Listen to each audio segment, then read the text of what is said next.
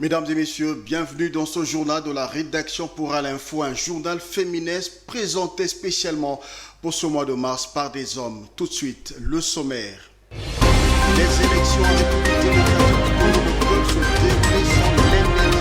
Ils doivent accompagner ce processus. Une déclaration de la rapporteure de la centrale électorale, Patricia Seya, aux responsables de l'UNPC et du CESAC.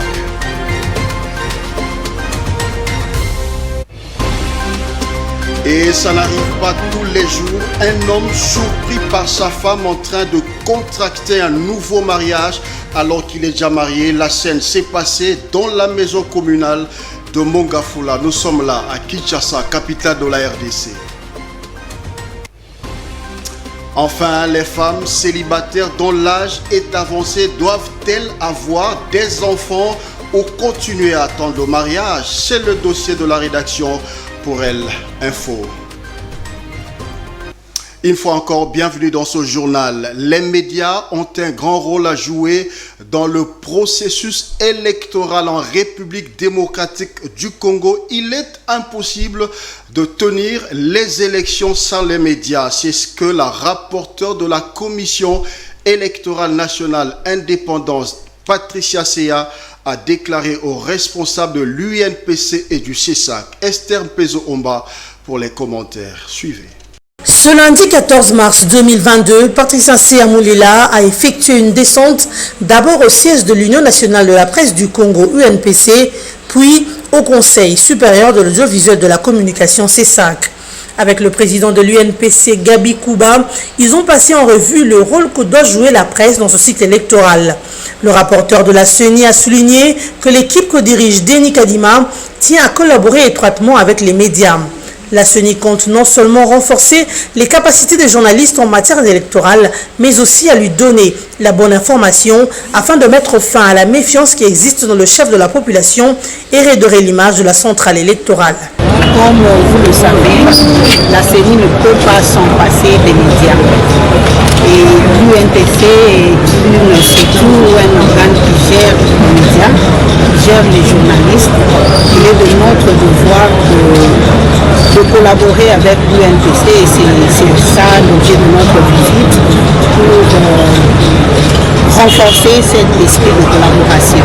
Le président de l'UNPC a présenté les conditions dans lesquelles il travaille avant de rassurer son hôte que la presse est prête à accompagner la CENI pour l'organisation des bonnes élections. Gabi Kouba a félicité le rapporteur de la centrale électorale pour avoir accepté de se déplacer. Cette visite vient sceller la collaboration et l'amitié entre cette structure et la CENI. Je tiens à remercier Madame la rapporteure de la CENI pour cette visite surprise parce que ce n'était pas prévu. Rares sont les officiels qui acceptent de venir visiter l'Union dans ces conditions. Et humblement, elle a accepté de venir échanger avec l'Union nationale de la presse du Congo. Et les discussions vont se poursuivre. Ce n'est qu'une prise de contact. Donc prochainement, la Commission nationale électorale va nous adresser une invitation officielle et le bureau de l'Union ainsi que ses démembrements vont échanger avec la CENI sur le processus électoral. Les deux parties se sont convenues de se retrouver pour la seconde fois afin de définir ce qui doit être fait.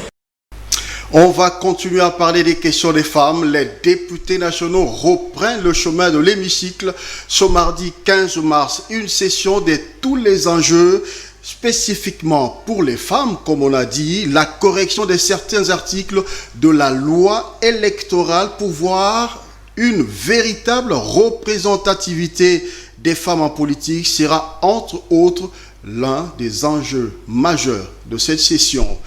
Jean-Pierre Katinda pour les commentaires, regardez. La session de mars 2022 qui s'ouvre dans quelques jours est une session de tous les enjeux spécifiquement pour des questions des femmes à une année des élections prévues en 2023. Une session qui s'ouvre en pleine manifestation et déclaration des femmes de toutes tendances confondues qui ne jurent que par la révision des articles de la loi électorale qui empêchent l'électorat des femmes d'être plus séduisant.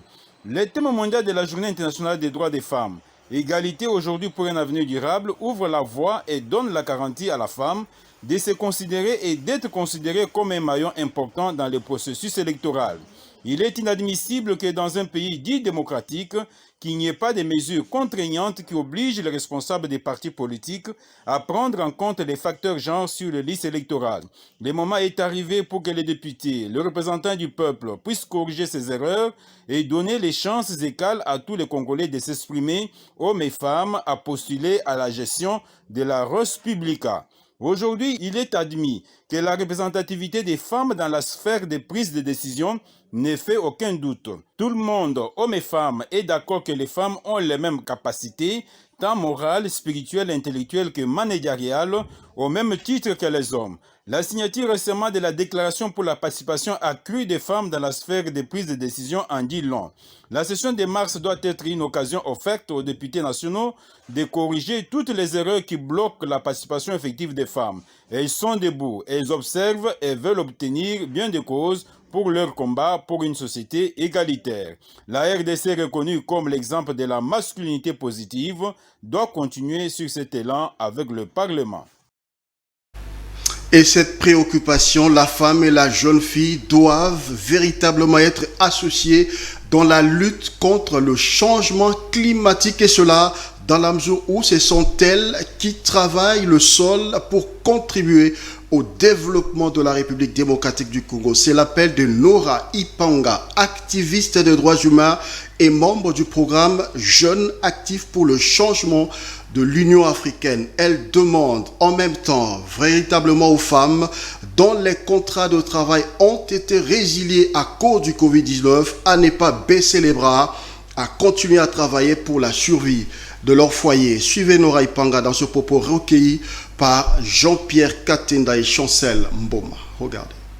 Il est important justement de pouvoir impliquer les femmes et les jeunes dans la lutte contre les changements climatiques et le développement durable, d'autant plus que les femmes et surtout les jeunes filles sont les plus victimes des catastrophes naturelles, comme elles sont également victimes des violences sexuelles et violences basées sur le genre, dans les zones de conflit, mais aussi dans les milieux urbano-ruraux.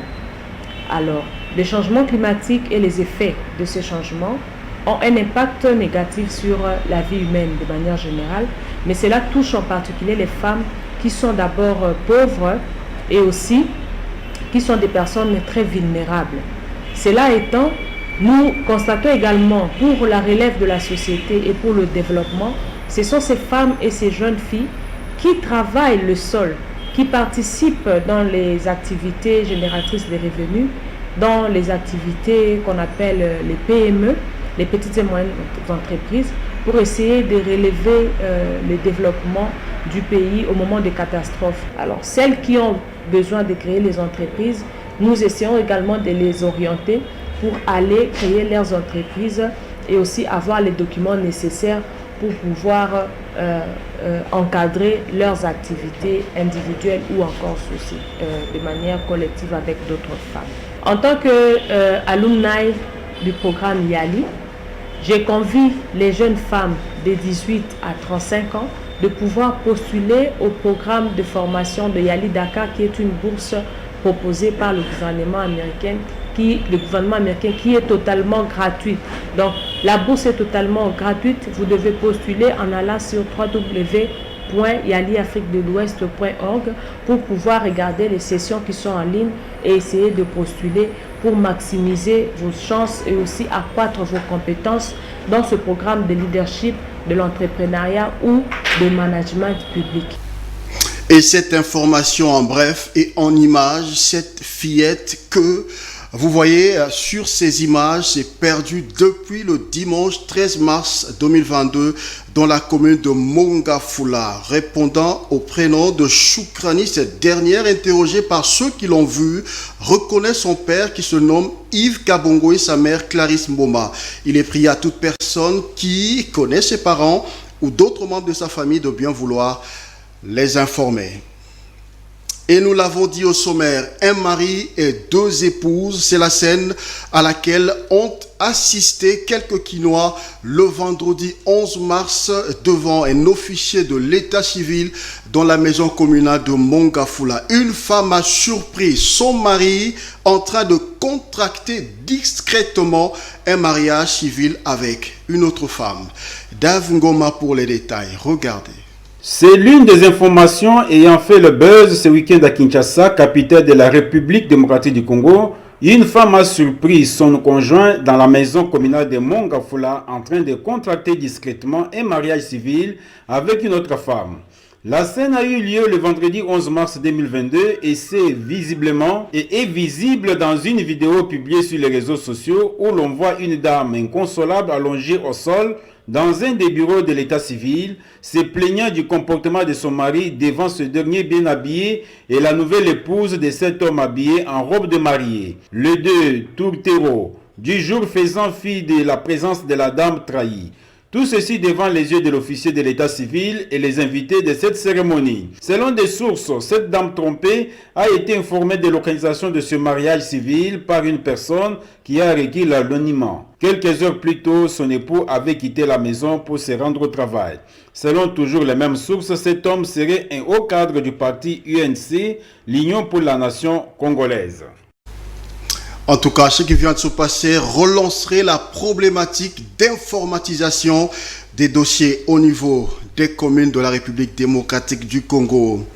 Que faut-il faire lorsqu'une femme célibataire sans enfant et en âge avancé, faut-il attendre le mariage ou se décider d'avoir des enfants et se marier plus tard? La question taraude parfois les esprits de plusieurs femmes et la rédaction de votre journal s'y est penchée. Suivez ce dossier signé Dave Ngonde. Regardez. La femme est une fleur et comme toute fleur, elle a un temps d'éclat et un temps où elle fane. Et de plus, contrairement aux fleurs, la femme possède une horloge biologique qui lui met souvent une pression, notamment en ce qui concerne la capacité à faire des enfants. D'où le questionnement, que faut-il faire lorsqu'on est une femme célibataire, sans enfants et avec un âge avancé? Nous avons interrogé un certain nombre de femmes qui nous ont répondu en toute liberté selon leur conception de la vie, de la médecine ou encore de la religion. La première, Léonie Kandolo, experte en genre, estime que c'est une expérience unique pour une femme de faire un enfant et surtout de le voir grandir. Mais concernant la périodicité de procréer, il faut faire des choix qui vous conviennent le mieux. Il faut toujours faire le choix qui vous convient le mieux. On ne choisit pas pour le regard des autres. On doit choisir par rapport à ce qu'on est capable d'assumer. Vous savez, il y a beaucoup de gens qui vont vous dire, mais on va dire ceci de vous, on va dire, dans la vie, quoi que vous fassiez, on dira.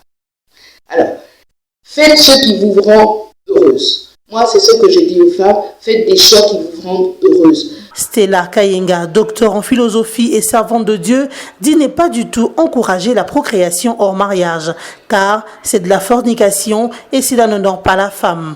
Pour elle, quand Dieu promet le mariage, il finit tôt ou tard par le donner. Sur le point de vue chrétien, ce n'est pas bien, parce que c'est commettre la fornication, je dirais, c'est une fornication. Maintenant, sur le point de vue, je dirais, personnel, tu ne te valorises pas toi-même parce que tu dois te valoriser, parce que si tu attrapes la grossesse et que tu entres dans la maison de ce type-là, le mari ne sera pas vraiment, comment dirais-je, ne va pas te respecter parce qu'il dira que non, voilà, tu as forcé. Il y a des femmes que je connais aujourd'hui qui souffrent juste parce qu'ils ont forcé la main. Ils ont attrapé la grossesse comme vous avez dit et le type a dit non, elle m'a piégé. Je n'étais pas, parce que l'homme, c'est la personne qui décide pour le mariage. Mais tant qu'il ne se décide pas pour le mariage, la solution, ce n'est pas d'attraper la grossesse. Cette dernière ajoute que le mariage n'est pas une question de grosses sommes d'argent, mais plutôt de volonté. Du point de vue médical, nous avons interrogé une sage-femme d'un hôpital de Kinshasa. Annie Mbouye, c'est son nom. Cette dernière a d'abord précisé le bon moment de conception chez la femme. Avant 20 ans, c'est trop tôt et après 35 ans, c'est tard, car ces deux périodes présentent des risques pour la maman et le bébé. Le bon timing est entre 20 et 35 ans, a-t-elle dit. Cependant, elle ne dit pas voir l'impossibilité à accoucher après 40 ans, surtout quand on croit en Dieu. Selon la médecine, 35 à 45 ans, si tu crois en Dieu, tu vas en avoir. Si tu ne crois pas, tu vas partir vite, vite là chez un mari là qui va te prendre sans te supporter, sans faire quelque chose. Tu commences à faire tout toi-même. De leur côté, plusieurs jeunes filles interrogées et qui ont refusé d'apparaître à l'écran ont eu de points de vue divers. Certaines ont affirmé qu'au cas où le mariage traîne, elles feraient des enfants et se marieraient plus tard, surtout si l'homme peut s'occuper du bébé. D'autres, par contre, ont dit qu'il faut toujours attendre le mariage et faire des enfants ensuite. Et vous, quel est votre point de vue? Pour L'info est là pour recevoir votre point de vue à ce sujet. Cette dame-là, elle est véritablement sage. L'attaque russe contre l'Ukraine est une véritable menace à la sécurité et la démocratie en Europe. Cette affirmation est de Kamala Harris, vice-présidente des États-Unis d'Amérique. Elle l'a déclaré le samedi 12 mars à Washington, quelques heures seulement après son retour d'un voyage en Europe. Dave Ngondé nous en dit plus. Regardez. La présidente des États-Unis d'Amérique tire à boulet rouge sur la Russie. Kamala Harris, qui est de retour dans son pays après une visite de 3 jours en Europe, a fait une déclaration le samedi 12 mars 2022 dans laquelle elle a critiqué une fois de plus l'invasion russe en Ukraine. C'est en marge d'une réunion du Comité national démocrate à Washington, capitale des États-Unis. Lors de sa participation à la réunion de son parti politique, Kamala Harris a réaffirmé la solidarité des États-Unis avec ses alliés européens au sein de l'Organisation du traité de l'Atlantique Nord, OTAN. Pour la première femme vice-présidente des États-Unis d'Amérique, l'intervention militaire russe injustifiée en Ukraine représente une menace pour toutes les démocraties. L'offensive russe menace non seulement la démocratie ukrainienne, mais aussi la démocratie et la sécurité de toute l'Europe. L'océan qui nous sépare ne nous laissera pas à l'abri de cette agression, a-t-elle déclaré. Concernant sa dernière visite en Pologne et en Roumanie, Kamala Harris a déclaré que c'est l'unité qui rend l'OTAN plus puissante. Cette dernière a rappelé que les États-Unis se tiennent aux côtés du peuple ukrainien pour défendre l'Alliance Atlantique. On va clore ce journal par le football et le football féminin. Championnat provincial de football féminin. Le cercle sportif Bikira Junior a largement écrasé le club Lekra Sport par 8-0. Ce match comptait pour la phase retour de cette compétition de football féminin à Kinshasa. Images et commentaires. Regardez. 8-0, tel est le score qui a sanctionné la partie entre les cercles sportifs Bikira Junior et Éclat Sport à match comptant pour la phase retour du championnat de la commission provinciale du football féminin, ville de Kinshasa chez les juniors. Ridalou Sanfoula s'est illustré dans ces matchs avec 2 réalisations à la 3e et 77e minute de jeu. Et Gloria Mpoudi reviendra à la charge à la 18e, 27e et 66e minute de jeu pour inscrire un triplé dans ces matchs. La nouvelle recrue de Bikira, Bénédicte Elongo, signera au passage un doublé. Et puis avant la pause, et soit à la 40e et 58e minute. Dans ces matchs, on notera également le magnifique but de Fatou Mbangala à la 63e minute de jeu sur une frappe lointaine et la gardienne adverse ne constatera que les dégâts. Signalons également le pénalty raté de l'équipe de Éclat Sport.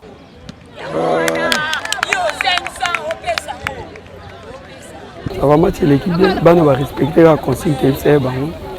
La bête va gagner, ça va.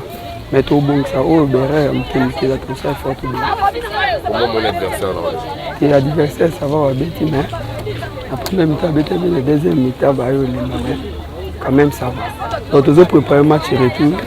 Et dit que si tu gagnes, nous allons champion. Donc, le match va être préparé. Pour ça, il faut tout gagner le match. La première mi-temps, tu as entamé déjà pour jouer. Deuxième mi-temps, tu vas perdre comme Bikira. Et les banques sont en bosso comme Bikira. Ensuite, le championnat, tu as entamé tout le maintien pour l'année prochaine, tu vas adapter le championnat l'année prochaine. Une victoire qui permet à Bikira de revenir au classement, et car son concurrent direct, qui est Don Bosco, ne s'est pas présenté sur l'heure de jeu face à l'équipe de Amani. On va à présent prendre les principaux titres pour être complet sur l'actualité. Les élections en RDC ne peuvent se dérouler sans médias. Ils doivent accompagner ce processus. Une déclaration de la rapporteure de la centrale électorale Patricia Nseya. Elle l'a dit aux responsables de l'UNPC et du C5 lors de sa visite. Ça n'arrive pas tous les jours. Un homme surpris par sa femme en train de contracter un mariage civil alors qu'il est déjà marié. La scène s'est passée dans la maison communale de Mongafula. Vous l'avez suivi dans ce journal. Et enfin, les femmes célibataires dont l'âge est déjà avancé doivent-elles avoir des enfants ou continuer à attendre le mariage? C'était le dossier de la rédaction pour Elle Info et vous avez suivi les réponses dans ce journal. Merci d'avoir été des nôtres. Le rendez-vous est fixé pour le mercredi prochain. D'ici là, portez-vous bien et surtout très bonne suite sur des programmes de cette chaîne. Au revoir.